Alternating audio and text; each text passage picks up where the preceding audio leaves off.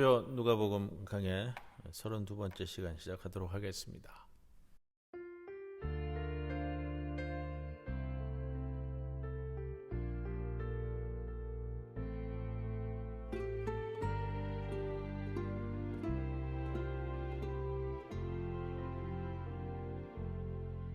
날 대신하여 지신 십자가로 은혜 구하며 지금 나갑니다. 연약함 벗고 보혈 힘입어 겸손히 나갑니다. 날 대신하여 지신 십자가로 은혜 구하며 지금 나갑니다. 연약함 벗고 보혈 힘입어 겸손히 나갑니다. 길 잃은 자녀 기다리시네. 그 품에 날 부르시네. 내 모든 죄 대신 지고 가신 십자가로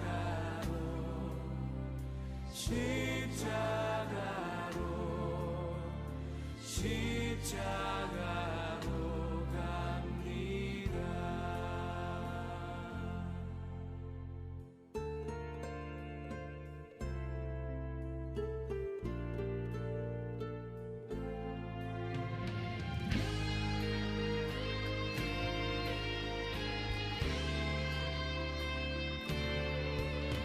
날 대신하여 지신 십자가로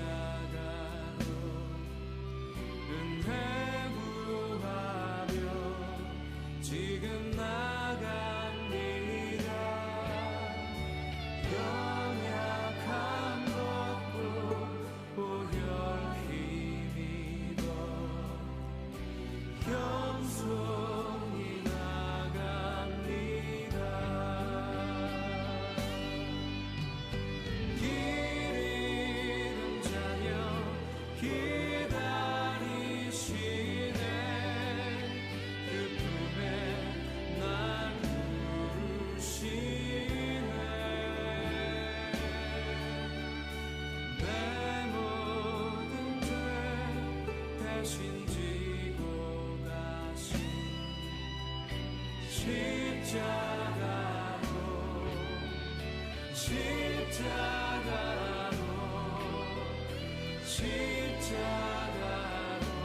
갑니다. 십자가로 갑니다.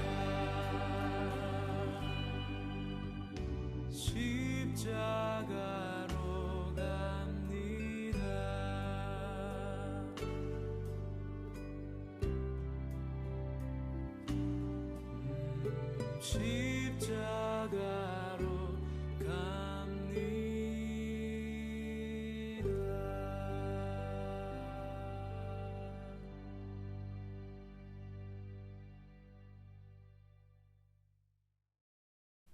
기도드립니다.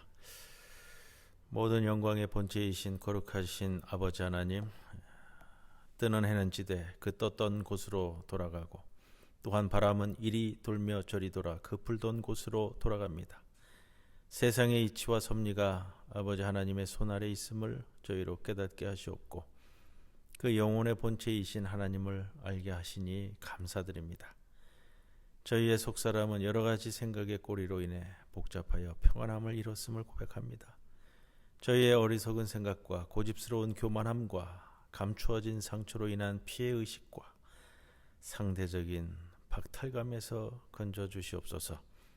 저희로 하여금 해 아래에 새 것이 없음을 생각하며 오직 영원하신 아버지의 나라만을 소망하는 주의 백성들 되게 하여 주시옵소서. 거룩한 사순절 기간을 보내고 있습니다. 말씀의 묵상과 주님께 드리는 기도를 통해 우리의 신앙을 점검하는 귀한 기간 되게 인도하옵소서. 감사드리며 예수님의 이름으로 기도드리옵나이다. 아멘. 찬송가 308장 함께 찬송드립니다.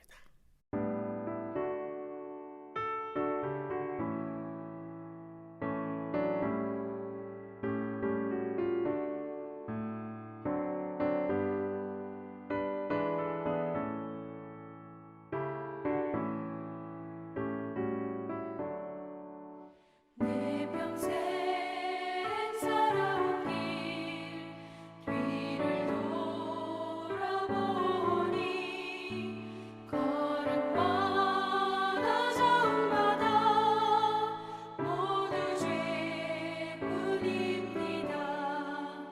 우리 죄를 사하신 주의 은혜 크시니 골고다의 언덕길 주님 바라봅니다. 나같이 못난인가 주님께서 살리려 하늘나라 영광 보좌 모두 버리시었네.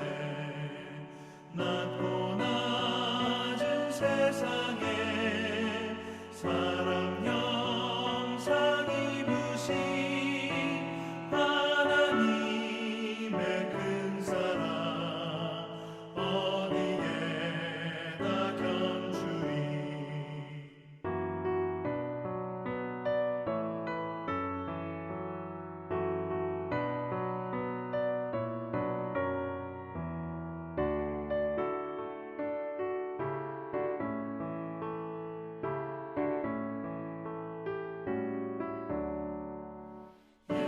예수님 나의 주님 사랑의 주 하나님 이제 나는 예수님만 높이면서 살겠네. 나의 남은 인생을 주와 동행하면서 주님 사랑 전하며 말씀 따라 살겠네.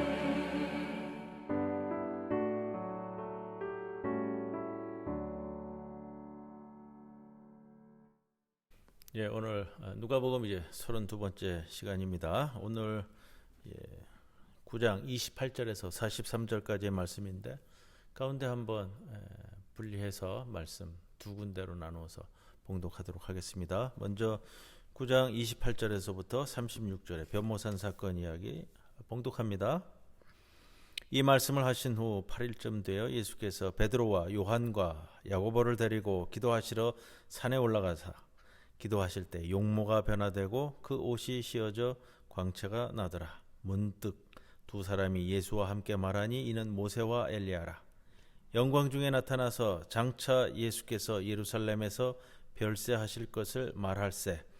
베드로와 및 함께 있는 자들이 깊이 졸다가 온전히 깨어나 예수의 영광과 및 함께 선 두 사람을 보더니 두 사람이 떠날 때에 베드로가 예수께 여짜오되 주여 우리가 여기 있는 것이 좋사오니 우리가 초막 셋을 짓되 하나는 주를 위하여 하나는 모세를 위하여 하나는 엘리야를 위하여 하사이다 하되 자기가 하는 말을 자기도 알지 못하더라. 이 말할 즈음에 구름이 와서 그들을 덮는지라. 구름 속으로 들어갈 때에 그들이 무서워하더니 구름 속에서 소리가 나서 이르되 이는 나의 아들 곧 택함을 받은 자니 너희는 그의 말을 들으라 하고 소리가 그침에 오직 예수만 보이더라. 제자들이 잠잠하여 그 본 것을 무엇이든지 그때에는 아무에게도 이르지 아니하니라. 아멘. 누가복음 오늘 9장에 소위 말하는 이제 변모산 사건 이야기입니다. 변모산 사건 오늘 말씀을 드리면서 이 변모산 사건을 누가복음서 기자는 어디에다 위치해 두었는가 하는 것이 중요한 모습이기도 합니다.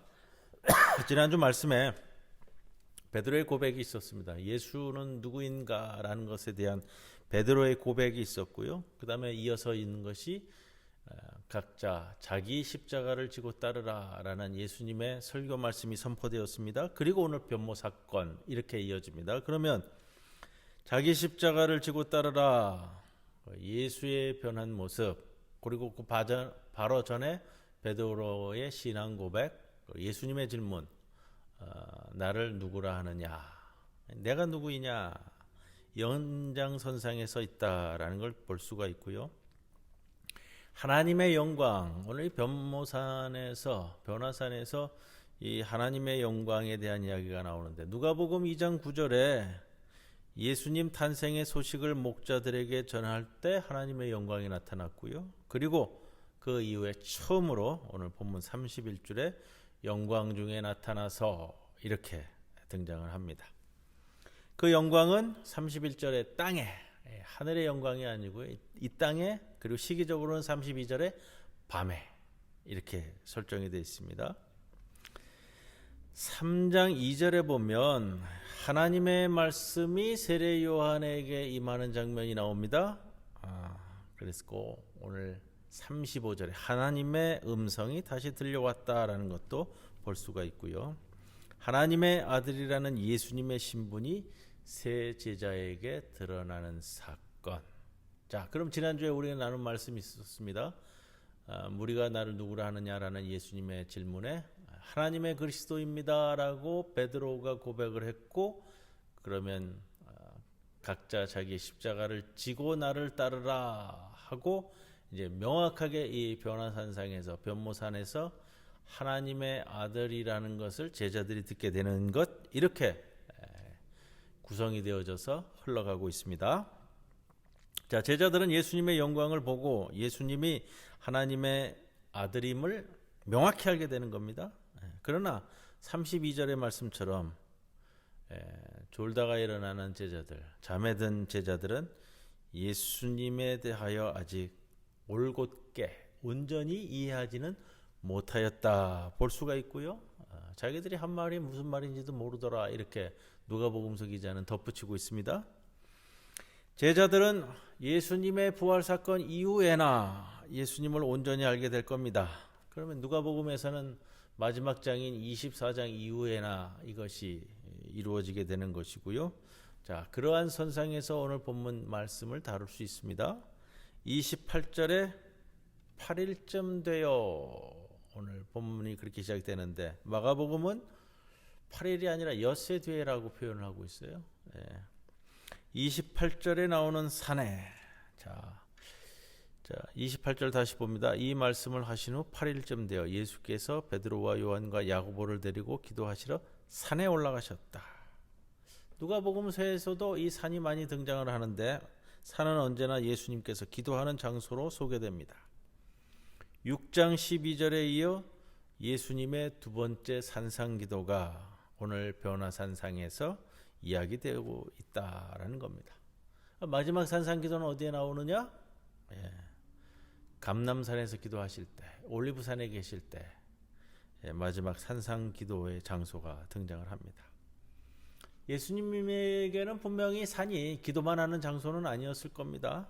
외로울 때, 답답할 때, 안타까울 때, 그리울 때 산에서 달랬을 겁니다. 29절에 기도하는 예수의 모습이 변하고 옷이 휘어져서 빛났다 했습니다. 마가복음서에서는 제자들 눈앞에서 모습이 변했는데, 누가복음에서는 오늘 이렇게 말씀을 29절에 전하고 있습니다. 제가 왜 마가복음을 계속 이야기 드리냐 하는 것은 아시죠?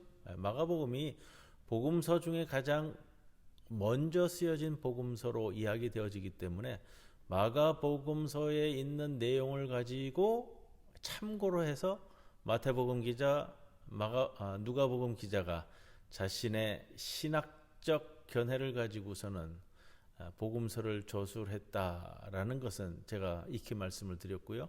바로 그러한 관점에서 봤을 때 마가복음과 또 우리가 공부하고 있는 이 누가복음에서 어떻게 누가복음이 마가복음의 내용을 가지고 서술을 하고 있는가, 그 달라지는 점, 또 뭐랄까요, 중요하다고 여기는 점을 부각시킬 텐데, 이것이 누가복음서 기자의 신학이 되는 겁니다. 그래서 누가복음서를 가난한 자를 위한 복음이다 이렇게 말씀드렸는데, 그것은 누가복음서 기자가 가난한 자를 위한 시각을 가지고 복음서를 서술한 면이 많이 등장하기 때문에 중점을 거기에 두고 있다라는 것을 볼 수가 있죠. 자, 예수님의 영광이라는 이 표현은 앞으로 어디로 이어지느냐? 예수님의 부활, 그 다음에 예수님의 재림과 연결되는 표현이 될 겁니다. 옷은 신분을 나타내는 상징이 있습니다. 옷이 하얗게 변해였다라고 하는데, 하얀색은 하나님을 나타내는 색입니다. 다니엘서에 주로 나오고요. 그런데 왜 예수님은 모세, 엘리야와 이야기를 나누었을까? 왜 많은 인물들 중에 모세와 엘리야였을까? 이거는 뭐 생각해 볼 수가 있습니다. 모세는 아마 이제 그렇게 돼요. 성서, 구약 성서를 중심으로 생각을 해본다면 모세오경의 중심이 되는 인물이 모세고, 그 다음에 예언서, 가장 중요시 여기는 것이 이제 토라라고 하는 모세오경하고, 그 다음에 이제 예언서인데, 모세오경의 중점적인 인물은 모세고, 또 예언서 중에 중점적인 예언자를 뽑아보라고 한다면 엘리야가 되잖아요. 그래서 율법서와 예언서의 관점에서 보면 처음과 끝이 이 모세와 엘리야가 아니겠는가, 이렇게 우리는 추정해 볼 수가 있습니다. 또 모세와 엘리야는 유대교 전승에 따라서 하나님의 곁에 있는 자로 여겨졌다고 그래요. 그러다 보니까 하나님의 가장 가까운 자, 이렇게 보여질 수가 있는 것이고요. 오늘 본문 말씀을 통해서 우리가 가끔 이렇게 가볍게 지나치지만, 오히려 오늘 본문에서 좀 중요하게 바라볼 것은 이겁니다. 모세와 엘리야와 예수가 세 사람이 만났는데 무슨 얘기를 했을까라는 거예요. 그냥 나타나서 지나가는 것이 아니잖아요. 이 셋과 이야기를 나누었는데 31절에 영광 중에 나타나서 장차 예수께서 예루살렘에서 별세하실 것을 말했다, 이렇게 되어 있잖아요. 이게 나눈 말씀이에요.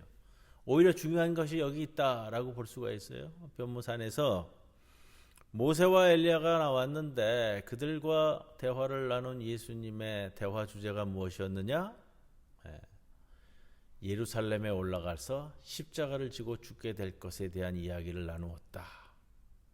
그것은 그러면 누구의 뜻이냐? 하나님 아버지의 뜻이다. 예수의 죽음에 대해서 이야기를 나눈 것은 하나님의 계획에 대해서 이야기를 나눈 것이다.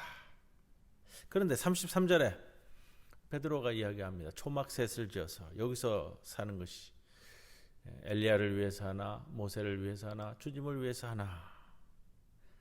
아마 이 초막이라는 것은 누가복음 16장 9절에 보면은 영원한 초소라의 개념으로도 나타납니다. 그런데 아마도 초막절을 의식하는 것 같습니다. 초막절은 우리가 아는 것처럼 유대인들이 이집트에서 해방되어 광야를 떠돌던 시절을 기억하는 축제입니다.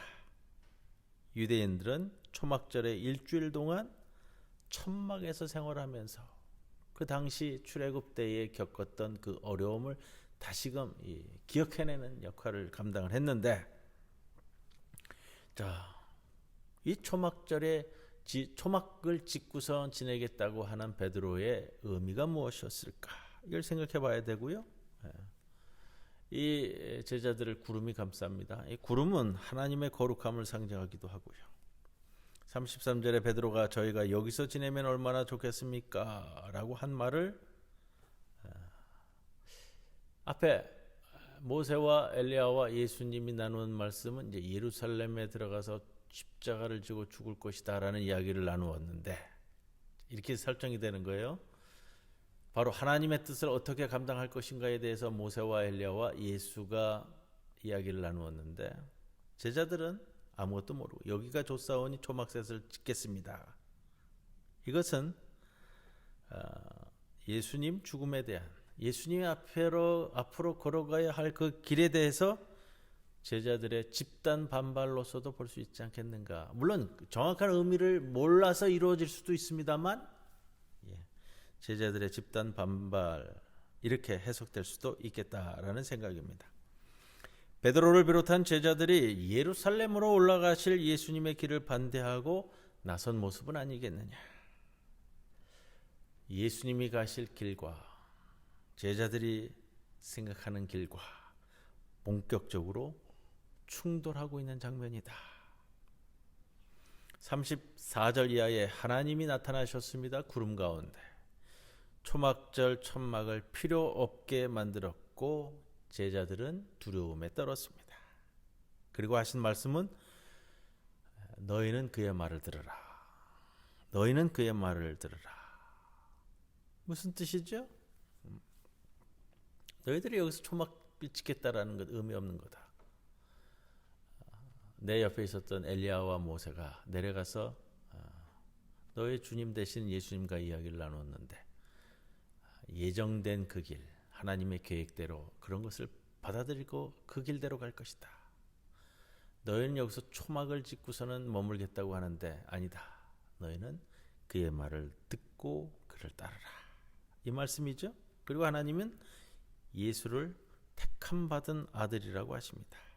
그렇다면 결국 하나님은 예수님의 생각과 제자들의 생각 사이에서 예수님의 생각을 따를 것을 말씀하고 계시다라는 겁니다. 그리고 제자들은 예수의 십자가를 충실히 따르라는 뜻이 될 겁니다. 내가 택한 아들, 35절에 내가 택한 아들. 자, 내가 택한 아들이라는 표현은 참 드문 표현입니다.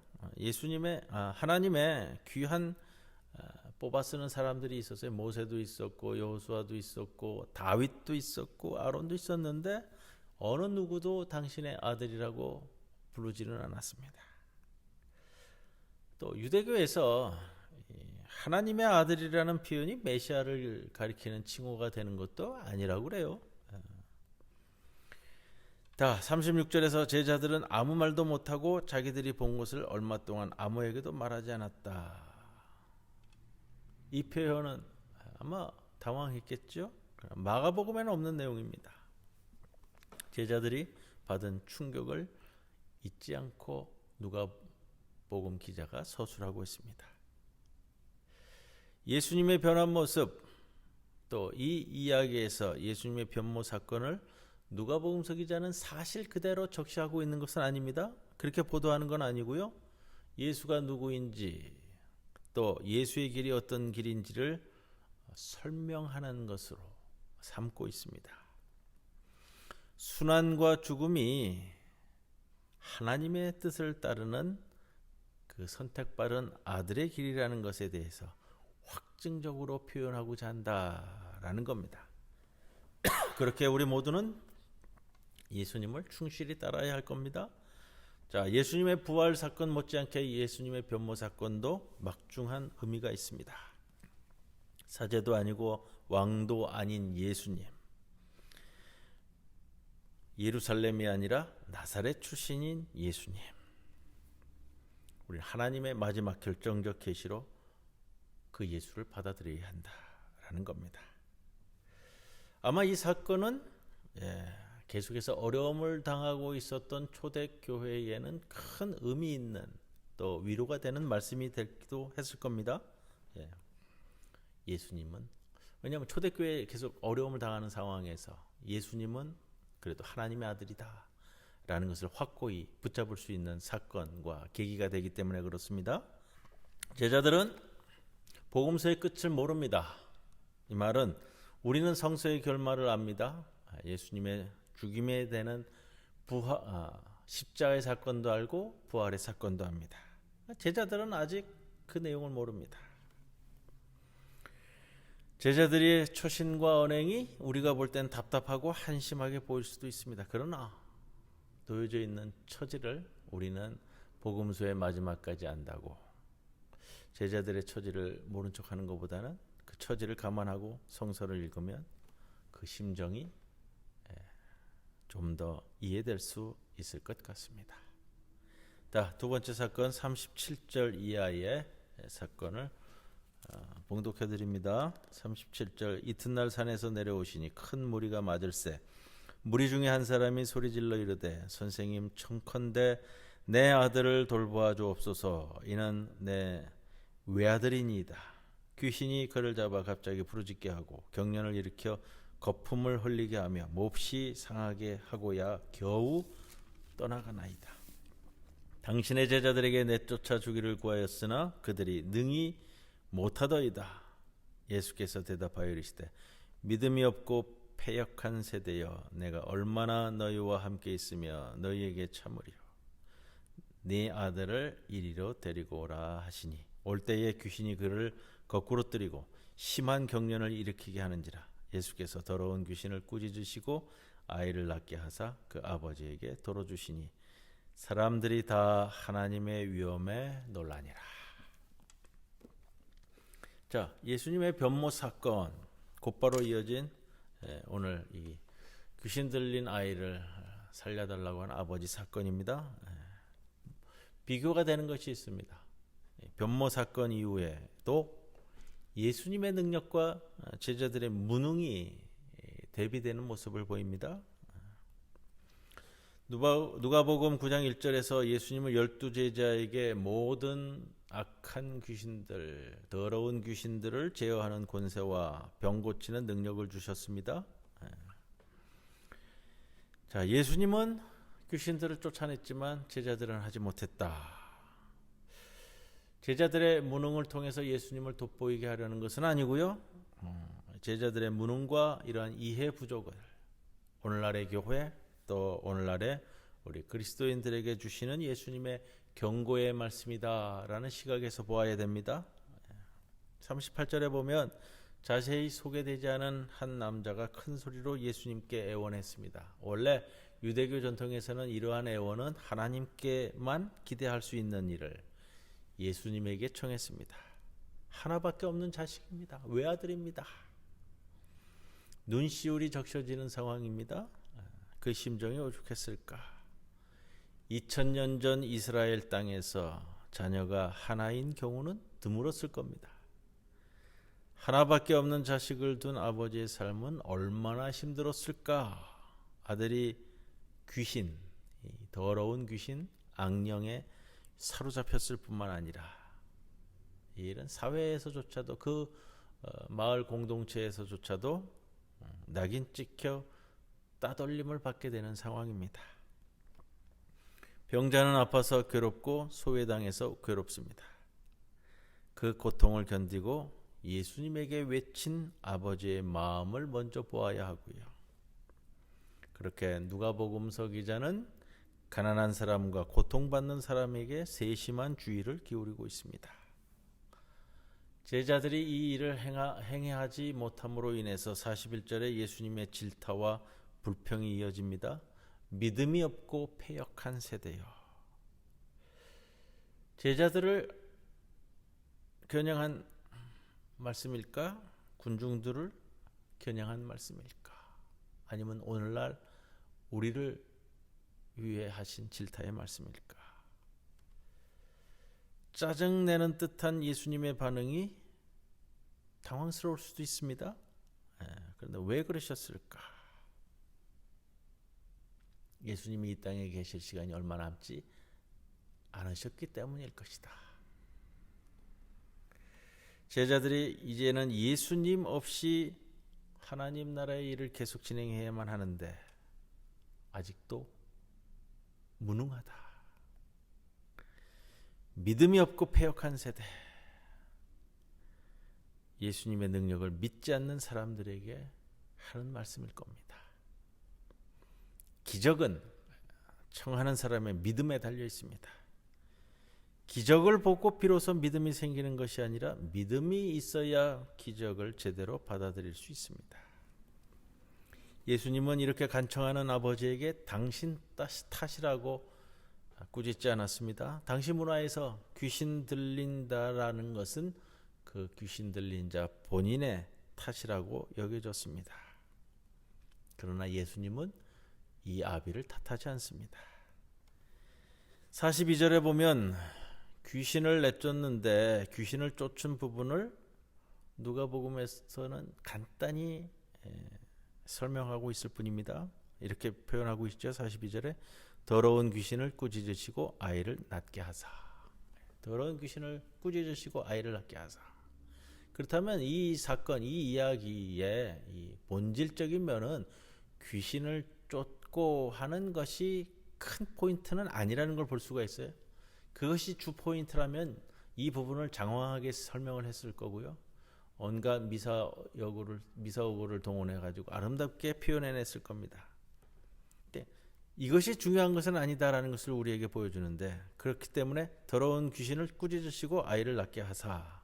그리고 예수님께서 그 아들을 아버지에게 돌려줍니다. 하나님은 백성과 경건한 개인에게 언제든지 자비의 손길을 내미십니다. 제자들은 귀신을 쫓아내지 못했고 예수님은 간단하게 내쫓았습니다. 오늘 우리의 교회와 우리 성도들도 무능할 수 있습니다. 무능한 교회도 있고 이웃을 회방하는 교회도 있습니다.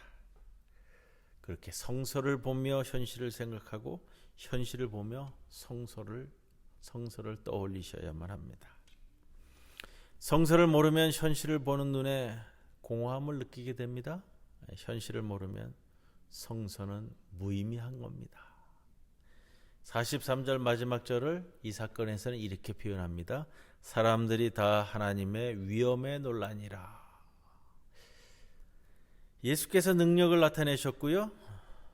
예수께서 귀신을 내쫓았습니다. 그런데 마지막 절은 사람들이 다 하나님의 위엄에 놀라니라 라고 표현하는 것은 이 이야기의 결론을 하나님의 위엄을 이야기하는 것으로 마무리 짓고 있는 것은 앞에 있는 변모산 사건에서 이어지고 있는 연장선상에서 생각해 봐야 됩니다. 바로 하나님의 아들이라고 택함을 받은 예수의 권능이 어디에서부터 오고 있는가 하는 것을 강조하면서 표현하는 사건의 이야기다.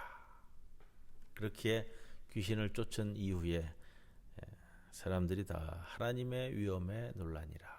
예수가 그 하나님의 아들이다라는 것을 확고히 말해주고 있다. 오늘 여기까지 말씀 함께 나눕니다.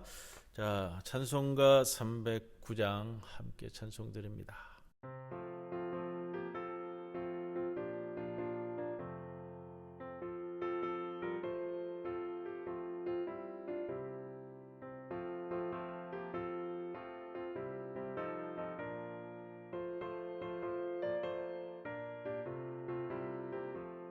목마른 내 영혼 주가 이미 허락한 그 귀한 영생수 주용할 만합니다.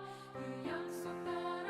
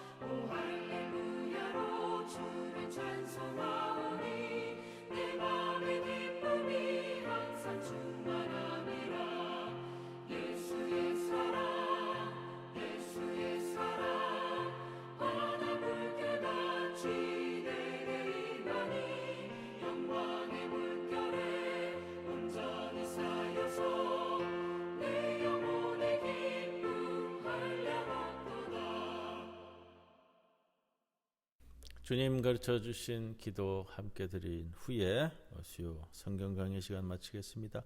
하늘에 계신 우리 아버지여, 이름이 거룩히 여김을 받으시오며 나라의 임하옵시며 뜻이 하늘에서 이루어진 것 같이 땅에서도 이루어지이다.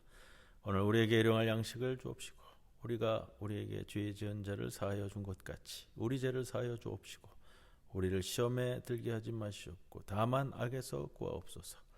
대개 나라와 권세와 영광이 아버지께 영원히 있사옵나이다. 아멘.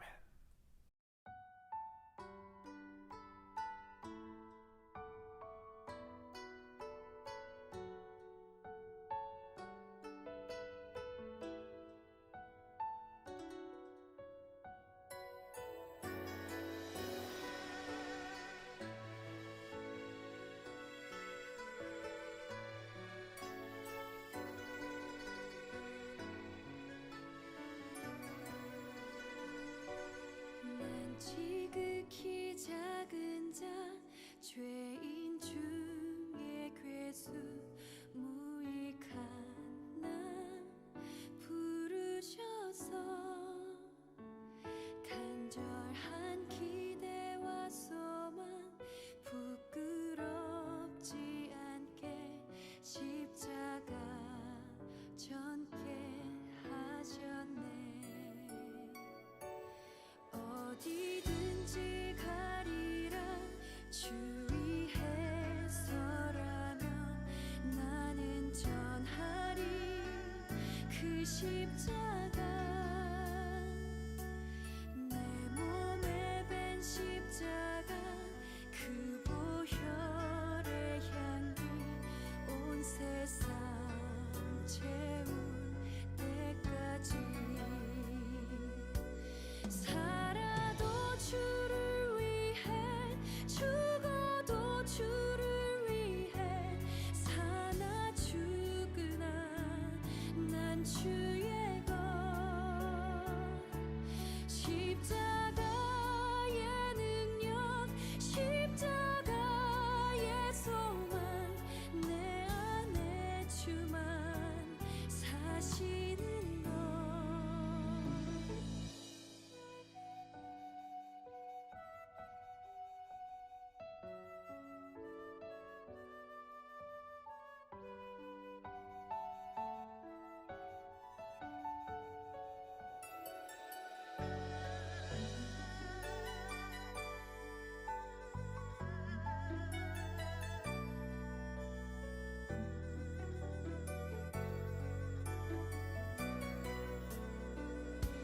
살아도 주를 위해 죽어도 주를 위해 사나 죽으나 난 주의 것. 십자가의 능력 십자가의 소망 내 안에 주만 사시는 것. 살아도 주를 위해 죽어도 주를 위해 사나 죽으나 난 주의 것. 십자가의 능력 십자가의 소망 내 안에 주만 사시는 것. 난 지극히 작은 자 죄인 중에 괴수 무익한 나 부르셔서 간절한 기대와 소망 부끄럽지 않게 십자가 전게 하셨네. 내 삶